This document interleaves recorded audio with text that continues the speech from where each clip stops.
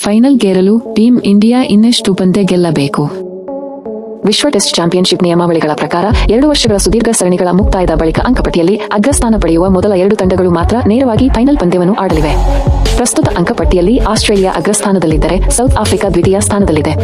ಇನ್ನು team India 5ನೇ ಸ್ಥಾನದಲ್ಲಿ ಕಾಣಿಸಿಕೊಂಡಿದೆ. ಶ್ರೀಲಂಕಾ ವಿರುದ್ಧದ ಮೊದಲ ಟೆಸ್ಟ್ ಪಂದ್ಯದಲ್ಲಿ ಶುಭಮನ್ ಗಿಲ್ ನೇತೃತ್ವದ ಭಾರತ ಯುವ ಪಡೆ ಭರ್ಜರಿ ಜಯ ದಾಖಲಿಸಿ ಶುಭಾರಂಭ ಮಾಡಿದೆ ನಿಜ. ಆದರೆ ಇಂಗ್ಲೆಂಡ್ನ ದಿ ಓವಲ್ ಮೈದಾನದಲ್ಲಿ ನಡೆಯಲಿರುವ ಪ್ರತಿಷ್ಠಿತ ವಿಶ್ವ ಟೆಸ್ಟ್ ಚಾಂಪಿಯನ್ಶಿಪ್ ಫೈನಲ್ ತಲುಪಲು ಭಾರತದ ಮುಂದಿರುವ ಹಾದಿ ಮಾತ್ರ ಅಷ್ಟು ಸುಲಭವಿಲ್ಲ. ಏಕೆಂದರೆ ಟೀಂ ಇಂಡಿಯಾ ನೇರವಾಗಿ ವಿಶ್ವ ಟೆಸ್ಟ್ ಚಾಂಪಿಯನ್ಶಿಪ್ ಫೈನಲ್ಗೇರಲು ಇನ್ನೂ ಕನಿಷ್ಠ 7 ಪಂದ್ಯಗಳಲ್ಲಿ ಜಯ ಗಳಿಸಬೇಕು.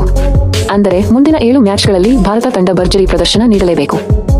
ಅಂದರೆ ಟೀಂ ಇಂಡಿಯಾಗೆ ಒಟ್ಟು ಸರಣಿಯಲ್ಲಿ ಉಳಿದಿರುವುದು ಕೇವಲ 8 ಪಂದ್ಯಗಳು ಮಾತ್ರ. ಈ 8 ಮ್ಯಾಚ್ಗಳಲ್ಲಿ 7 ಜಯ ಸಾಧಿಸಿದರೆ ಭಾರತ ತಂಡವು ಶೇಕಡಾವಾರು 68.52% ಅಂಕಗಳೊಂದಿಗೆ ನೇರವಾಗಿ ವಿಶ್ವ ಟೆಸ್ಟ್ ಚಾಂಪಿಯನ್ಶಿಪ್ನ ಫೈನಲ್ಗೇರಲಿದೆ.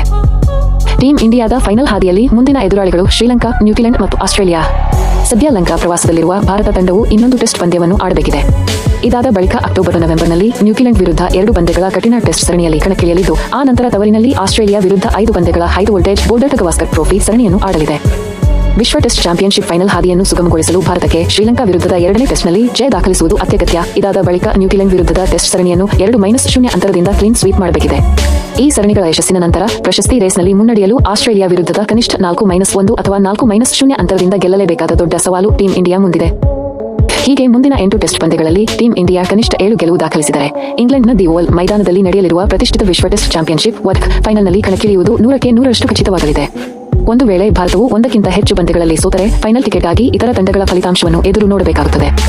ಹೀಗಾಗಿಯೇ ಟೀಂ ಇಂಡಿಯಾ ಪಾಲಿಗೆ ಮುಂದಿನ ಪ್ರತಿ ಪಂದ್ಯವು ಮಾಡು ಇಲ್ಲವೇ ಮಡಿ ಎಂಬಂತಾಗಿದೆ. ದಯವಿಟ್ಟು ಲೈಕ್, ಕಾಮೆಂಟ್, ಶೇರ್ ಮತ್ತು ಸಬ್ಸ್ಕ್ರೈಬ್ ಮಾಡಿ.